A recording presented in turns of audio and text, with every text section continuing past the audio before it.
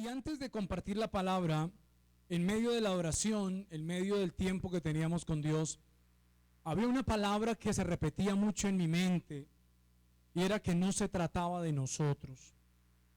Y yo quiero hacer énfasis en eso antes de empezar la palabra, y es que a veces creemos que se trata de nosotros y resulta que se trata es de Cristo, de Jesús, de lo que Él vino a hacer para con nuestra vida.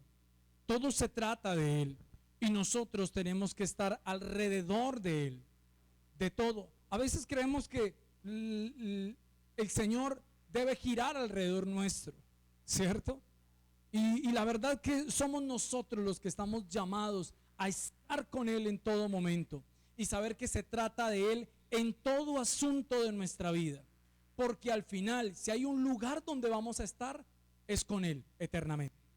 Así que no se trata de nosotros, no se trata del pasar los años en esta tierra, 90, 100 años en esta tierra, no se trata de eso. Se trata aún más que eso, de una eternidad, que no implica cuánto te esforzaste aquí para conseguir algo. Y no estoy diciendo con esto que no está bien trabajar ni conseguir para las necesidades. Dios abre puertas para todas ellas, pero la vida no consiste en eso. La verdadera vida consiste es en conocer a Cristo, siempre. De eso se trata la vida cristiana. De eso se trata caminar con Dios, conocerle a Él en todo momento, que Él sea, no se convierta en un espectador de nuestra vida, sino que Jesús sea ¿quién? El protagonista de nuestra vida. Qué bueno que podamos decirle: Señor, yo quiero que tú seas el protagonista siempre en mí y no sea yo el protagonista de esta vida. Que Dios se convierta en todo en medio de nuestras vidas. Y eso implica bajar, como decía la canción, menguar a nosotros para que Cristo crezca cada día más en medio de nuestras vidas. Hoy quiero hablarles, el tema que tenemos para hoy tiene como título: Transformados para transformar. Transformados para transformar. ¿Y usted cree que ha sido transformado por Dios? Estoy completamente convencido que si estamos aquí es porque hemos sido transformados por Dios. Nuestra vida no es la misma. Yo espero que ustedes se hagan esa reflexión, porque no podemos decir que mi vida sigue igual o que su vida sigue igual. Señor, mi vida tuvo un giro de 180 grados. 180 grados cambió. Mi encuentro contigo, mi relación contigo, el encontrarme contigo, partió mi vida en dos. Como el mismo Jesús partió la historia de la humanidad. Un antes y un después de Cristo. Esto éramos antes de Cristo, pero ahora en Cristo Jesús somos nuevas criaturas y somos transformados. Y resulta que hoy en día todos buscamos transformación. Pero ¿alguna vez te has preguntado si esa transformación personal en Cristo puede ser el motor de una transformación más grande, no solo en ti, sino también en las personas que te rodean? Porque de eso se trata. Si yo ya recibí del Señor y ha sido mi vida transformada, entonces yo debo de cumplir ese llamado de llevarle el mensaje de salvación a otro para que también su vida sea transformada. Y me llama mucho la atención la palabra transformación, porque la verdad está muy de moda, y de moda sobre todo por muchos coach, que ahorita le llaman así, coach espirituales o coach del buen vivir, o infinidad de cosas de hombres o mujeres que usted va a recibir una conferencia y se paga caro por recibir una conferencia. Es una conferencia internacional con el mejor coach en economía, en lo que sea, y con transformación de vida. Y a veces nos muestran una vida que no es tan real. Nos muestran una vida que para ellos resulta ser exitosa. ¿Y por dónde resulta el éxito de la vida que ellos muestran? ¿En qué? En el dinero, en la posición que usted tenga. Allí es un hombre o una mujer exitosa. Pero yo les digo, un hombre o una mujer exitosa es aquella que ha conocido a Cristo y lo tiene a Él como primero en su vida. Amén. Eso es una persona exitosa, porque conozco quién me llamó y vivo por Él y para Él. Soy exitoso en mi vida. El éxito del mundo es esto. ¿Cuánto tienes? Hace unos días veía un video y me parecía muy triste. Yo le voy a decir algo. Este relojito que yo tengo me lo regalaron de cumpleaños. Creo que está alrededor de 150,000 pesos o 200,000. Pero veía relojes de 5 millones de dólares, de $1 millón, de 500,000 dólares. Y yo le pregunto, ¿dan la misma hora los relojes?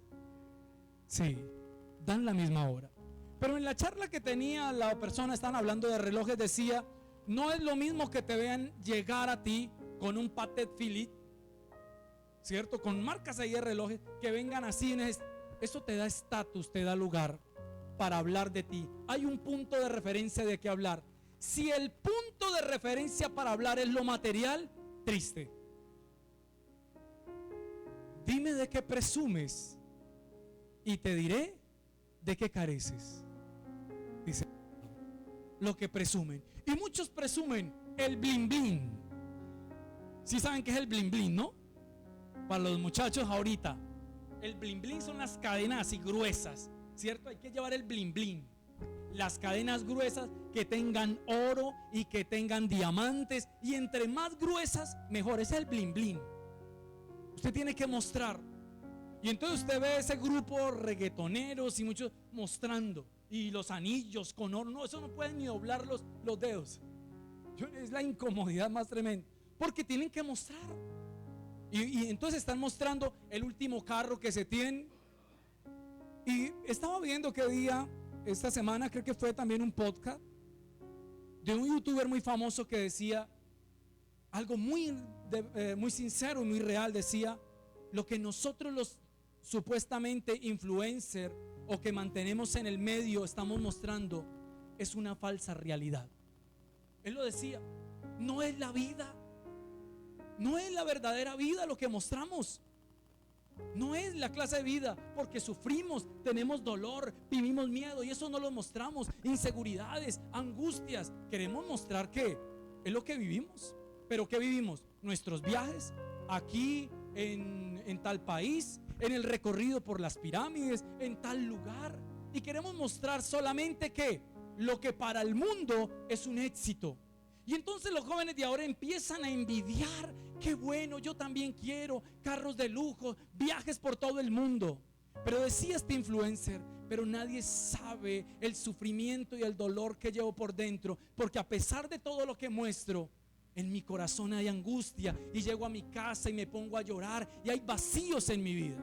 Y cuando decía esas cosas, decía yo, son personas que les falta a Dios, que han visto en las cosas materiales y en los placeres de la vida una razón para llenar un vacío que jamás podrán llenarse.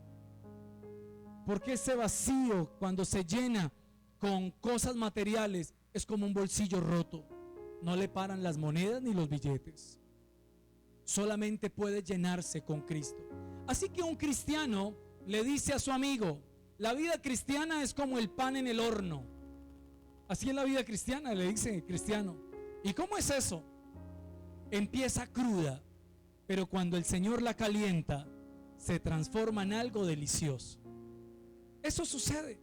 Allí empieza en la puerta del horno, pero empieza el Señor a moldearnos, a subir la temperatura espiritual, y empiezan a cambiar las cosas en la vida del ser humano. Y todos nosotros somos testigos de lo que ha pasado en nosotros. Hemos sido también esa masa cruda que un día vino esperanzada también a recibir esa transformación. Así que la transformación que experimentamos como creyentes no es solo para nuestro beneficio personal, es una transformación que debe reflejarse en nuestra vida diaria, y más importante aún, en la manera que ayudamos a otros a conocer y a seguir a Cristo. Les reitero, no se trata de nosotros, ya lo hemos recibido. Yo sé que usted es cristiano, que usted es un hijo de Dios, eso no se lo va a quitar nadie. Nadie le va a quitar que usted es un hijo de Dios. ¿Dios le dio salvación a usted? Amén. Vea, la salvación no se va a perder, escuche esto, no se va a perder porque usted deje de orar o deje tal vez de buscar del Señor. Si usted buscó de Dios, siempre va a permanecer. Entonces usted se va a dar cuenta de que la salvación está en usted. Pero le voy a decir algo, ni la vida, ni la muerte, ni lo alto, ni lo profundo, ni ninguna cosa creada nos separará del amor de Dios que es en Cristo Jesús, Señor nuestro. Nada. No se trata de usted cuánto más hace para que en realidad Dios lo ame más, porque Dios ya lo ama. No se trata cuánto más tenga que hacer para que Dios lo ame más. Así que con esto quiero decirles que tenemos que estar presentes de una misión clara. Y es que si mi vida fue transformada, hay mucha gente que está necesitada de esa transformación también para su vida. Pero le voy a hablar de unos datos estadísticos de una firma cristiana que en el 2020 hizo una pequeña encuesta. Y resulta que en el 2020 mostraron que el 60% de los cristianos afirman que el discipulado es importante. Entrevistaron cristianos y le preguntaron, ¿el discipulado es importante? Y ellos, el 60% dijeron, sí, es importante. Pero resulta que solo el 15% se comprometen activamente en discipular a otros. El llamado aquí es a que empieces a discipular a otros, a hablarle del Señor a otros, a compartirle de las buenas nuevas a otros. Porque un discípulo es mucho más que un seguidor. Es un aprendiz o imitador de un maestro. ¿Sí sabía eso? Repito, un discípulo es mucho más que un seguidor. Las redes sociales nos hablan de seguidores. Y la gente dice, uy, tengo 14 millones de seguidores, 20, 30 millones de seguidores. ¿Qué están aprendiendo de ese seguidor? ¿Qué están recibiendo? ¿Qué es lo que dice a tantos que conoce? Si la vida de las demás personas no está siendo impactada o transformada verdaderamente, porque este discípulo es un aprendiz o imitador de su maestro. Mis hermanos, ¿quiénes creen ustedes que son nuestros primeros discípulos? Nuestros hijos, ¿cierto? Nuestra familia. Nuestros primeros discípulos. Ahora la pregunta es, ¿cómo estamos enseñando nosotros de Dios a nuestra familia, a nuestros hijos? Porque no es por imposición, las cosas no son impuestas, es desde el amor, porque el Señor se acercó a nosotros desde el amor. Por eso, en el contexto bíblico, un discípulo de Jesús es alguien que no solo sigue a Cristo de manera pasiva, sino que se compromete a aprender de Él y a vivir conforme a sus enseñanzas. ¿Y usted es un discípulo de Cristo? Somos discípulos. Estamos comprometidos. Oiga, hay un compromiso de seguir las enseñanzas, no de seguir mi vida como yo quiera, es de seguir las enseñanzas de Cristo. Porque no podemos decir que haya un cristiano que diga, yo soy cristiano, pero la verdad, yo no creo en la Biblia. ¿Cierto? No puede. ¿Por qué? Porque ahí está la palabra del Señor. Dios habló todo y lo dejó escrito allí. Pero es necesario comprometernos en sus enseñanzas. Ser discípulo implica una relación íntima y transformadora con Cristo, donde no solo aprendamos conceptos, sino que haya un cambio ¿de qué? De vida. Un cambio de vida, mis hermanos. Y en los tiempos de Jesús, un discípulo no solo escuchaba al rabí. ¿Qué significa rabí? Maestro. Sino que imitaba su vida, sus acciones, su manera de pensar.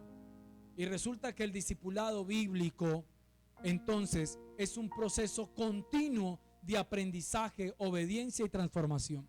¿Cuántos creen aquí que tienen cosas de sus padres en su vida? Todos algo tenemos de nuestros padres. Algún gusto por algo. Uno dice, mi mamá tenía esto. Y al final, mire, se va a dar cuenta. De pronto usted está más joven, puede decir, pero más adelante usted va a decir, oiga, me estoy pareciendo a mi mamá. Estoy hablando como mi mamá. He escuchado a personas que dicen, estoy corrigiendo a mis hijos como una vez mi mamá me corrigió a mí. Y se da cuenta que muchas cosas tenemos parecidas, que tal vez como usted hacía o como hace el alimento, aprendió de su mamá. En fin, muchas cosas. Hay detalles que aprendemos y los padres vienen a ser esos primeros maestros para nuestra vida. Pero cuando Jesús dice hacer discípulos, no está solamente hablando de traer personas a la fe cristiana, mis hermanos, porque no se trata de eso. Yo anhelo que la iglesia tenga muchas personas, pero fieles al Señor. ¿De qué me sirven que hayan 1000, 2000 o 3000 si su vida no ha sido cambiada o transformada? ¿De qué sirve? ¿De qué sirve ir a un parque y tal vez predicar el evangelio y decir, pastor, se reunió mucha gente y ahí recibieron de Cristo como 50? Si eso no nos certifica de que esa persona en realidad va a caminar con Dios. ¿Cuántos no hacen una oración de fe de paso? Es necesario llamar a ser discípulos. Por eso el llamado del Señor es id y hacer ¿qué? Discípulos. Así que rápidamente vamos a ver unos principios que debemos tener en cuenta cuando estamos nosotros caminando con el Señor y en el discípulo para que sea transformado. Y el primero de ellos es el llamado a seguir a Jesús. Mateo 4, 18 al 20. Dice la palabra de Dios, Mateo capítulo 4, versículo 18 al 20. Andando Jesús junto al mar de Galilea, vio a dos hermanos, Simón llamado Pedro y Andrés su hermano, que echaban la red en el mar, porque eran ¿qué? Pescadores, y les dijo, venid en pos de mí, y os haré pescadores de hombres. Ellos entonces, dejando al instante las redes, ¿qué hicieron? Le siguieron. ¿Qué estaban haciendo allí Simón y Andrés su hermano? Pescando. Llamó a unos pescadores. Pescado real estaban trayendo. Pero le dije, les voy a cambiar. El llamado fue transformarles, cambiarles. Ya no van a ser esos pescadores allí de peces. Van a ser llamados a ser pescadores ¿de qué? De hombres. Esa transición, ese cambio, solamente lo podía hacer el Señor. Así que en este versículo Jesús no solo llama a Pedro y a Andrés a seguirlo, sino también a que les dice qué hacer. No solo es un llamado a seguir, sino que les dice qué van a hacer. ¿Y qué fue lo que les dijo que ellos van a hacer? Pescadores de hombres. Un pescador de hombres. Una cosa es que usted lo llamen a una empresa y le diga, mis hermanos, se abre vacante en la empresa. Y usted diga, ¿y yo me voy a postular a qué? Si no dice, se abre vacante en tal empresa, no más.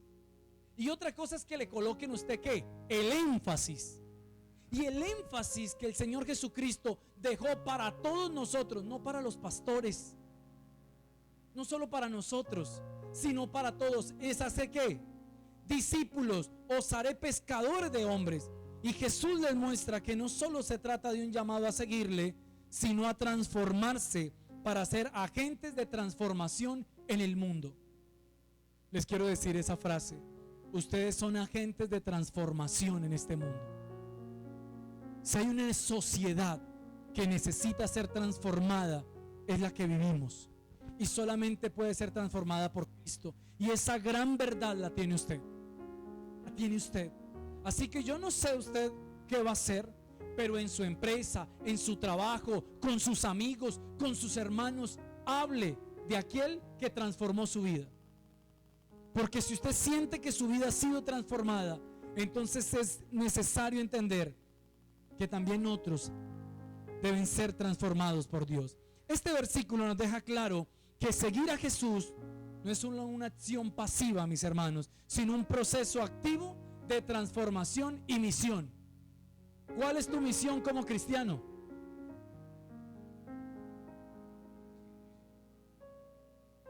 Hacer discípulos. Mi misión como cristiano es hacer discípulos. Le insisto, usted ya es salvo. Usted ya es salvo. ¿Usted es bendecido? Sí, la palabra de Dios dice, ya hemos sido bendecidos con toda bendición espiritual. ¿He recibido las promesas de Dios? Sí, todas están. O sea, Dios ya me equipó, Dios ya me ha dado, su respaldo está conmigo, Él abre puertas para conmigo. Todo me lo ha entregado Dios. No hay nada que yo venga aquí a decirle al Señor qué hacer para conmigo, si ya Él lo sabe todo lo que hará. Lo único que está esperando es que nosotros nos pongamos en función de su trabajo. De su trabajo. Y es tiempo de aceptar este llamado real en nuestras vidas, porque el llamado a seguir a Jesús implica obedecer su invitación, sin reservas y sin condiciones. ¿Qué dice? Vamos a repetir lo que dice Mateo 28:20. Usted lo tiene ahí abierto en su Biblia. Solo te dice el Señor que debemos ser pescadores de hombres, sino que nos dice algo puntual, según el versículo 20. ¿Qué debemos hacer? No. ¿Qué dijeron, verdad? Enseñándoles que guarden. Enseñar. Somos maestros los unos con los otros. Mis hermanos, enseñar es enseñar de Cristo, es enseñar a otros. La pregunta hoy es: ¿a quién le estás enseñando de Cristo? ¿A quién le estás enseñando del Señor? Usted tiene el discipulado. Enséñele a otros, háblele a otros del Señor. Esto es crucial. El discipulado no termina con la conversión, porque debe incluir educación continua y una vivencia diaria de los principios de Cristo. Si usted no discipula, si usted no está capacitando, enseñando a otros, fácilmente esta persona puede ser engañada. Y no nos podemos venir aquí diciendo: Señor, gracias porque pude compartir la palabra con muchas personas y recibieron a 10, a 15 de Cristo. Si no, vamos a saber qué va a pasar con esa persona. Tal vez usted está aquí porque tuvo a su lado una persona que estuvo allí, que le insistió, que le compartió, porque empezó a perseverar en la iglesia, porque empezó a ser constante en la enseñanza. Así que, mis hermanos, el llamado a seguir a Jesús requiere una relación y acompañamiento, una mentoría relacional. Usted es un mentor de su discípulo, un acompañamiento del discípulo. ¿A quién estás acompañando en este caminar en la fe? Tal vez lo haces virtual. Si hay algo que podemos sacar de la tecnología, es que podemos acompañar virtualmente a alguien, a una familia, a una persona que está lejos, que usted le comparte el evangelio, que habla con él. Pero el discipulado no se trata de solo impartir información, sino de caminar junto a alguien en ese proceso, acompañándole en el proceso, diciéndole: yo también he vivido esa situación. ¿Cómo te ha ido en esa situación con tu esposo, con tus hijos? Levantándole. Hoy usted se está capacitando. Este mensaje, esta palabra es de capacitación como discípulos, como esos maestros que somos para otros. Es necesario que nosotros acompañemos en ese proceso de transformación a otros. Jesús mismo formó a sus discípulos, no solo con palabras, sino también con ejemplos de vida, ¿cierto que sí? ¿Cuánto tiempo estuvo Jesús con los discípulos? Iglesia, ¿cuántos? 3 años, larguitos, pasaditos, 3 años. 3 años donde estuvieron con él, pero no solamente se reunieron para verlo, sino que aprendieron del maestro, les enseñaba. El discípulo se da en el contexto de la relación cercana y de acompañamiento. Miren, mis hermanos, si hay algo que también me ha traído aquí, o digamos que me ha preparado, es porque tuve acompañamiento de maestros. Yo tuve al lado maestros, a mi hermano y anciano, el pastor Samuel Esteban Sainz. Estuvo mucho tiempo conmigo, caminé con él, estuve con él. Donde quiera que íbamos. Y él allí, aprendiendo de él y enseñándome y mostrándome y lanzándome al ruedo, pero estuvo conmigo. Y aprendí mucho también de los demás pastores y hermanos que estuvieron ahí a mi lado. Pero de alguien estoy aprendiendo. Pregúntese: ¿quién es su referente espiritual? ¿A quién sigues espiritualmente? A Cristo, sí, está bien, pero aquí en la tierra nos llenamos las redes sociales de influencer. que solamente nos muestran, perdónenme la expresión, a veces muchas bobadas, bromas, tonterías. ¿Quién se come la cosa más podrida? A ver qué cosa, qué cara hace, cuál es su reacción. Y yo no digo que de pronto no dar risa y esto, pero decía un influencer de esos: si yo no hago aquí nada para construir a otros, esto me produce dinero y por eso lo hago. Millones de vistas me dan millones de pesos, por eso hago esto. Pero necesitamos nosotros seguir, tener referentes de verdad, espiritualmente.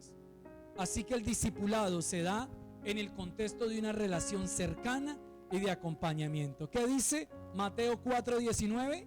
Repítame por favor, usted tiene ahí abierto Mateo 4:19.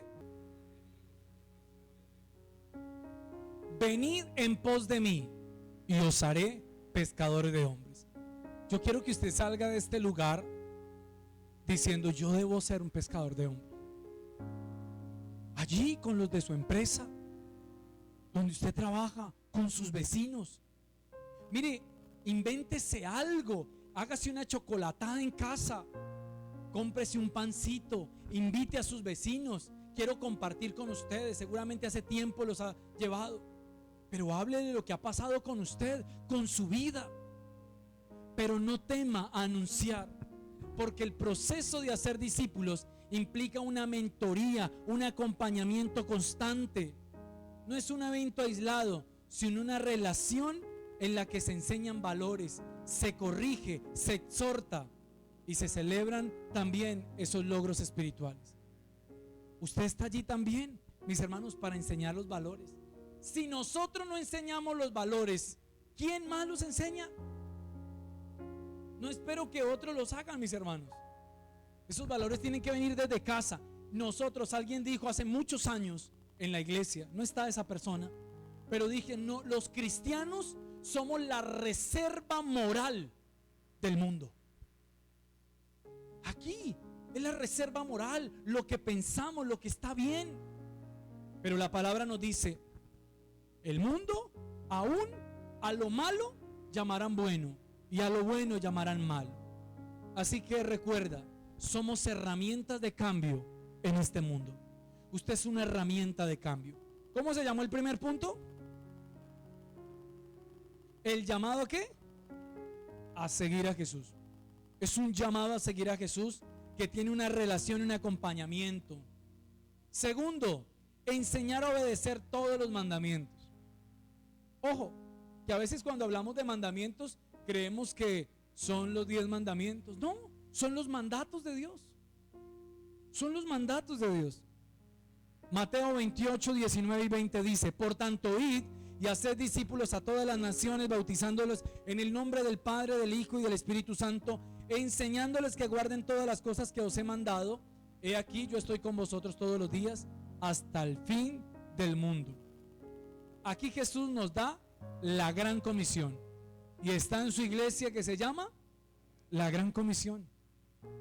Para los que conocen este ministerio que tiene ya 31 años, entramos ya a caminar en los 32 años. Este es un llamado de misión. Los que conocen antiguamente, esto es una iglesia misionera que salía donde Dios nos ha llamado. Vayan, y nos íbamos. Antiguamente, de pronto solamente unos pocos conocen. Éramos de los que viajábamos echando dedo, como dicen. ¿Sí se acuerdan de eso algunos? Ahí para viajar, para salir a los campamentos o para ir a otra tierra, no teníamos, no había cómo. Entonces allí se subía una mula y viajamos para llevar la misión. Nos recibía una familia y ahí empezaba la misión. Esta es una iglesia misionera, porque hemos entendido ese llamado de la Gran Comisión. Y no solo nos manda a ser discípulos, sino también a enseñar a obedecer todo lo que nos ha mandado, como le decía. Un discípulo es alguien que aprende a aplicar la palabra de Dios en su vida cotidiana. ¿Usted ha aprendido a aplicar la palabra de Dios en su vida? Estamos en ese proceso, ¿cierto? Ese es el llamado. No que seamos perfectos. Aquí no estamos hablando de perfección. porque seguramente estamos en este proceso hasta el último día de nuestra vida.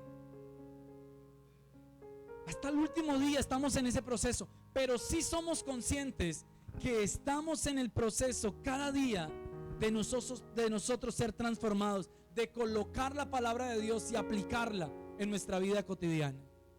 Pero para ser discípulo se requiere disciplina para estudiar, entender y aplicar los mandamientos de Cristo. Si usted quiere hablarle a un discípulo, dígale: mis hermanos, necesita disciplina. Necesitamos disciplina. Si usted no tiene disciplina, usted no se levanta a hacer un devocional. Si usted no tiene disciplina, no lee la palabra de Dios. Si usted no tiene disciplina, no se congrega. La disciplina por mucho tiempo va a superar cualquier cosa que nosotros podamos hacer, pero requerimos disciplina, mis hermanos, para aplicar los mandamientos de Cristo. Así que no es suficiente con transmitir información. Debemos, escuche esto, mis hermanos, debemos ser ejemplos prácticos de lo que significa ser un discípulo fiel. Dígale a la persona que esté a su lado: necesitas dar ejemplo.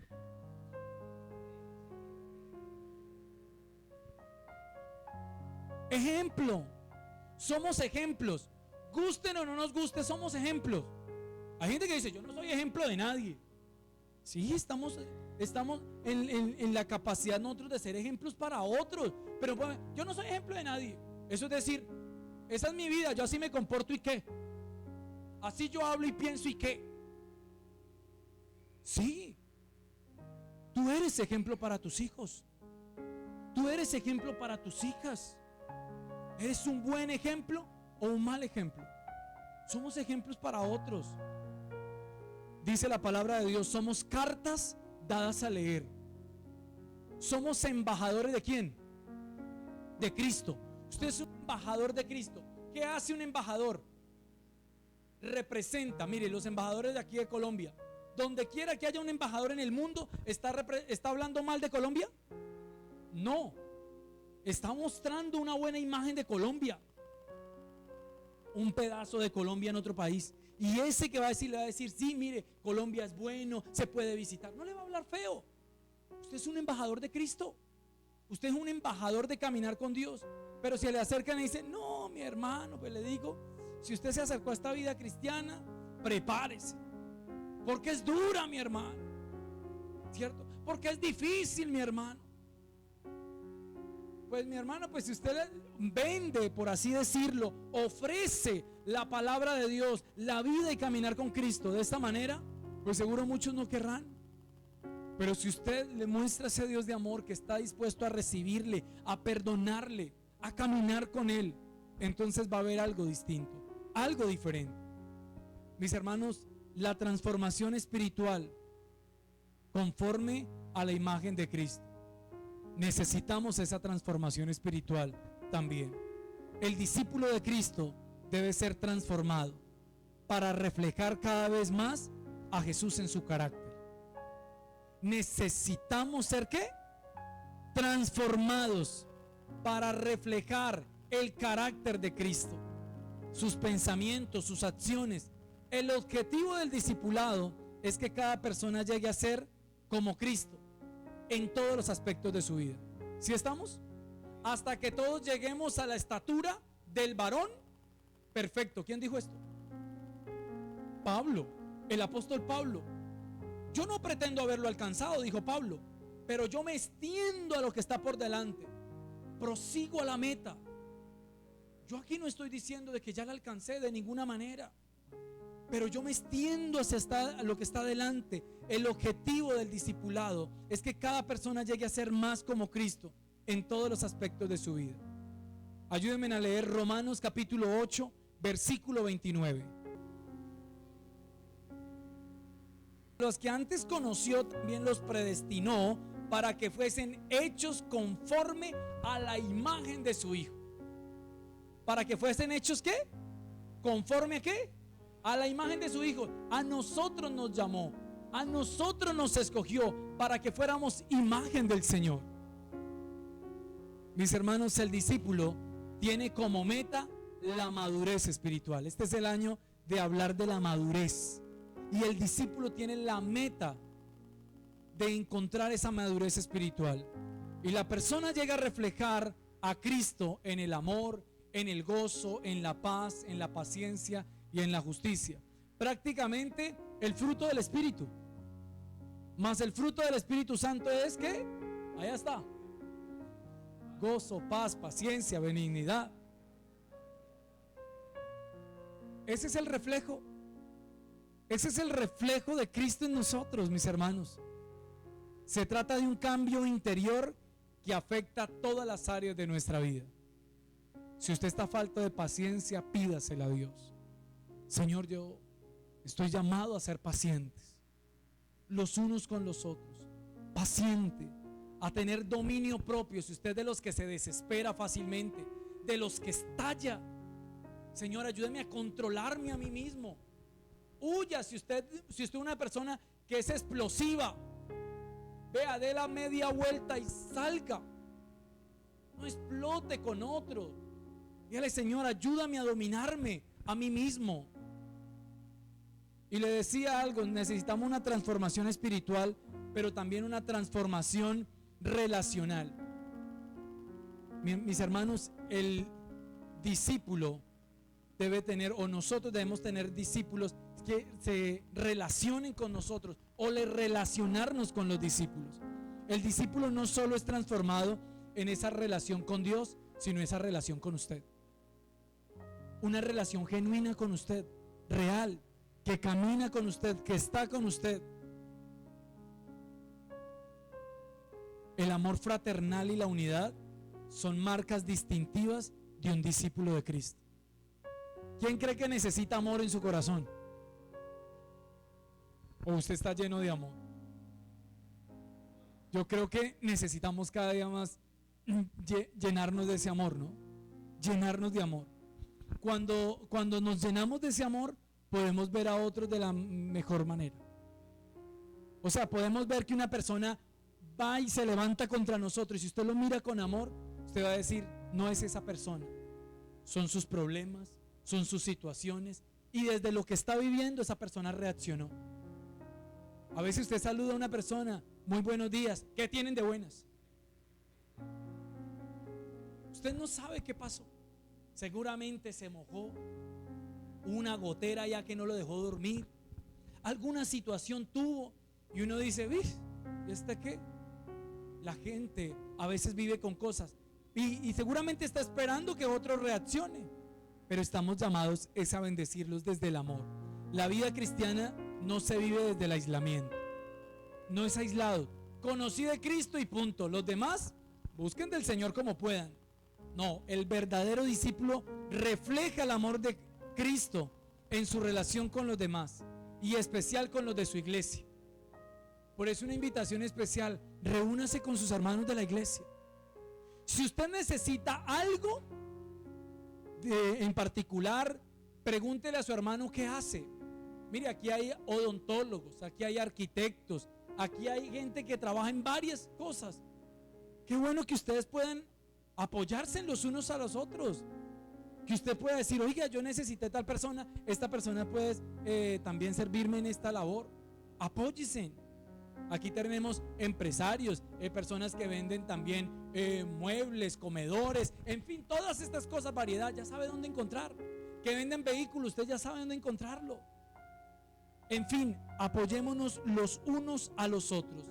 Mis hermanos, la vida cristiana no se vive en el aislamiento. El discípulo debe llevarnos a ser más, el discipulado debe llevarnos a ser más compasivos los unos con los otros. Y aquí, ya culminando el mensaje para empezar a la última parte, mis hermanos, necesitamos una transformación misionera. Misionera. ¿A qué le suena esa palabra misionera? O esa palabra misión. ¿La misión es qué? Una tarea.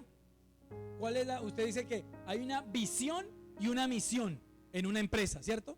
Usted le pregunta, ¿cuál es la visión de esa empresa? No, la visión es llegar a ser reconocido en todo Colombia. ¿Y la misión cuál sería? ¿Cómo lo logro?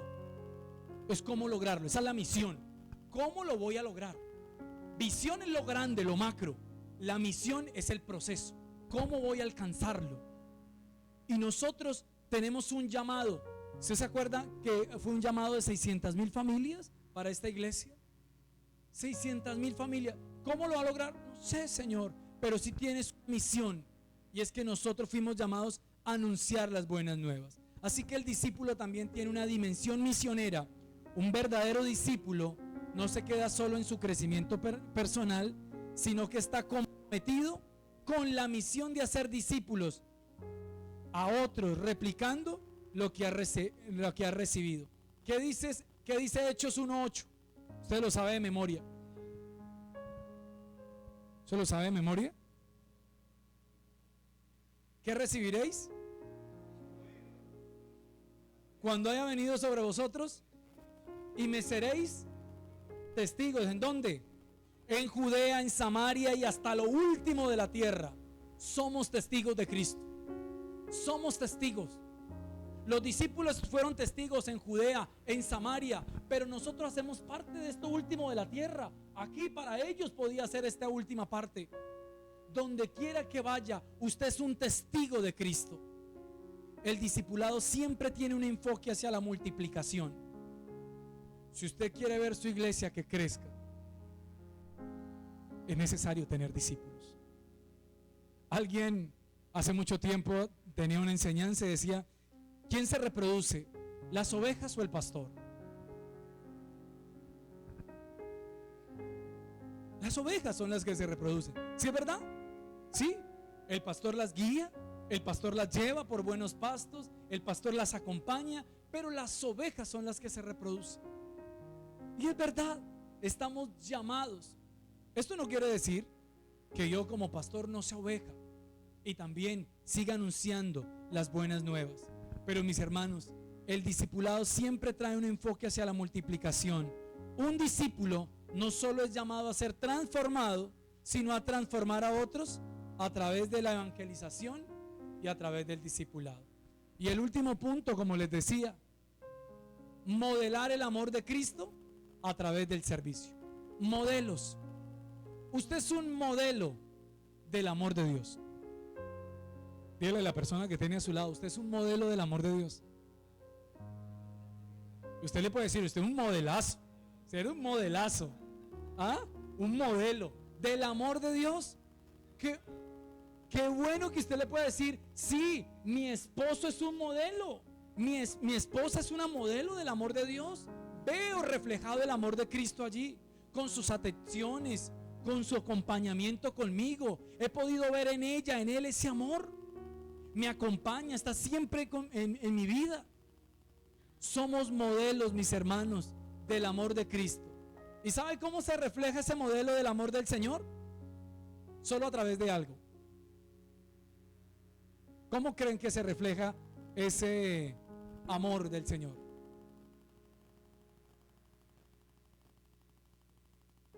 A través del servicio, sirviéndonos los unos a los otros. Juan capítulo 13, versículo 34 al 35. Un mandamiento nuevo os doy: que os améis unos a otros como yo os he amado, que también os améis unos a otros. ¿En esto qué? Conocerán todos que sois mis discípulos, si tuvieran ¿qué? Amor unos con los otros. Algo que quiero decirles: el amor es el distintivo más claro de un verdadero discípulo de Cristo.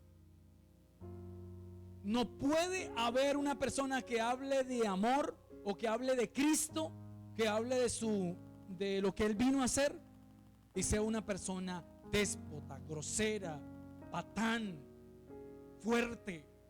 Oh, es que así soy yo, pastor. No. Y hay gente que ha tratado de parecerse, entre comillas lo digo, de decir: es que tengo el carácter de Pedro. Es que Pedro era así, pastor. Fuerte hablaba. Cuando vino el Espíritu Santo, Pedro fue transformado. Pedro fue cambiado. Ya no era el mismo que iba a sacar la espada y cortarle la oreja a Malco. ya no era ese. No podemos escudarnos. Es que Pedro, ¿tu referencia quién es? Jesucristo. Así que el distintivo más claro de un verdadero discípulo es el amor. Amarnos los unos a los otros. Y no me salga con que, ay pastor, pero es que hay personas tan difíciles de amar. Es que no colaboran. No colaboran. No se trata de eso. Yo pregunto, ¿el Señor amó a Judas? ¿Sí o no? Sí, amó a Judas. ¿El Señor amó a Pedro?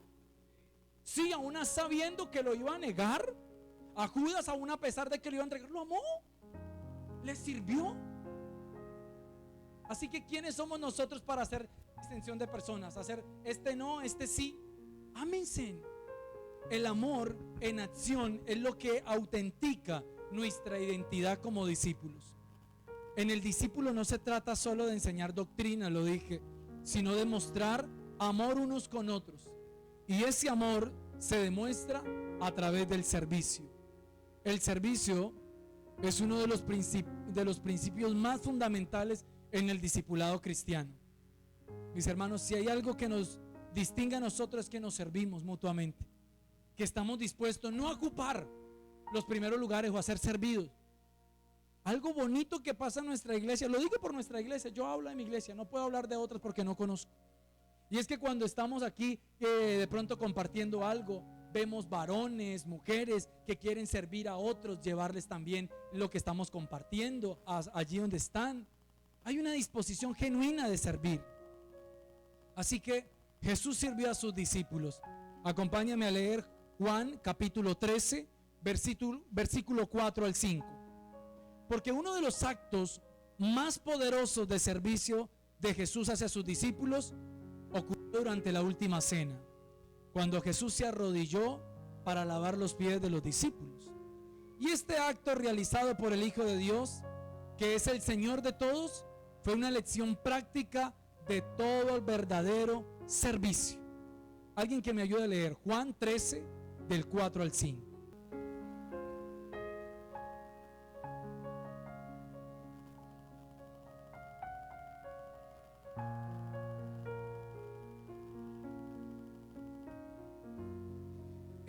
Es tremendo, ¿no?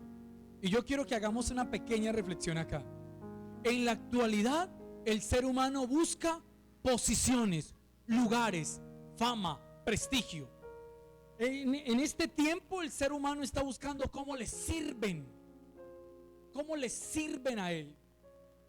Pero Jesús, siendo el dueño del universo entero, ¿qué hizo? Dice que lavó los pies de todos.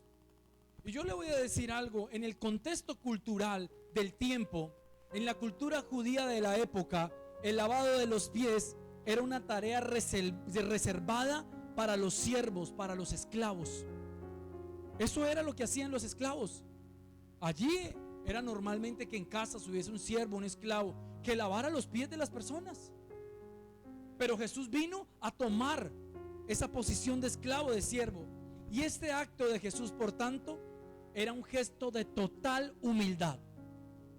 Si Él es nuestro referente, entonces a Él debemos imitar.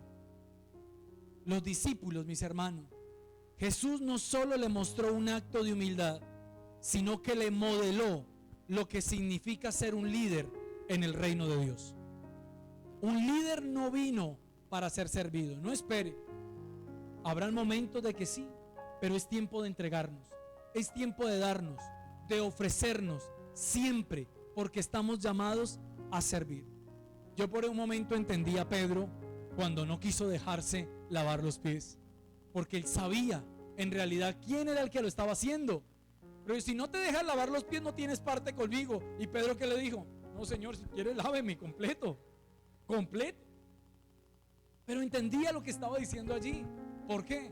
Porque es que era el mismo Dios bajándose. Si aún recuerdan la historia, la mamá de uno de los discípulos se acerca y le dice: maestro, permite que mi hijo se siente a un lado y el otro al otro lado. de tu reino. Ella creía en la modo terrenal. Cuando veía al César allá con los dos al lado a su alrededor, posiciones de honor, posiciones de privilegio, y creía que era mejor estar allí. ¿Y qué le dice Jesús? Dice: la copa que yo he de beber, pueden beber. El bautismo pueden hacer. Pero el sentarse a mi derecha, a mi izquierda, no depende de mí, sino del Padre. Porque todo el que quiere ser el primero debe ser ¿qué? Dice: el que más sirva, el servidor, el que esté dispuesto a servir. Quiero terminar esta enseñanza, mis hermanos, diciéndoles: los discípulos debían entender que el liderazgo cristiano no se basa en dominar a otros, sino en humillarse y servir. Jesús les estaba diciendo que el poder en el reino de Dios es inversamente proporcional al poder del mundo. Los que son los primeros serán los últimos, y los que son los últimos serán los primeros, dice el Señor en Mateo 20:16. Jesús se hizo siervo de todos, siervo de todos. Y en uno de los pasajes más poderosos, Jesús establece claramente el propósito de su venida. No he venido, perdón, dice, no para ser servido, sino para servir. Qué bueno que usted pudiera decir: yo no estoy aquí para ser servido, sino para servir. La misión de Jesús: Jesús vino al mundo con el propósito de servir. Su vida no se trató de obtener honor o prestigio, sino de darse a sí mismo por el bien de otros. La culminación de este servicio fue su sacrificio en la cruz. Amén. Mis hermanos, quiero que meditemos en esta palabra hoy.